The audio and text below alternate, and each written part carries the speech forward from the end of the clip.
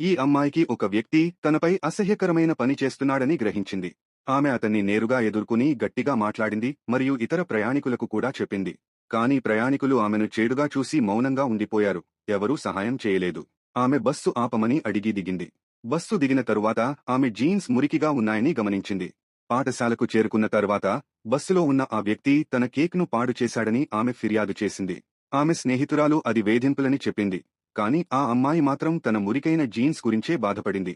ఆమె స్నేహితురాలు ఆమెను పోలీస్ స్టేషన్కు తీసుకెళ్లింది. అక్కడ ఒక పోలీస్ అధికారికి జరిగిన విషయాన్ని వివరించి ఫారం నింపారు. తరువాత మరో అధికారి వారిని ప్రశ్నించడం ప్రారంభించాడు. ఆ సమయంలో ఆ అమ్మాయి కొంచెం ఆందోళనగా అనిపించింది.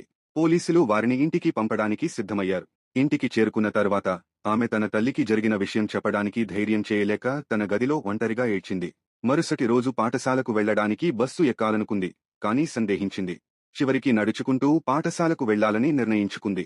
ఒక వారం తర్వాత ఆ అమ్మాయి తనను తాను ప్రోత్సహించి మళ్లీ ధైర్యంగా నిలబడాలని నిర్ణయించుకుంది.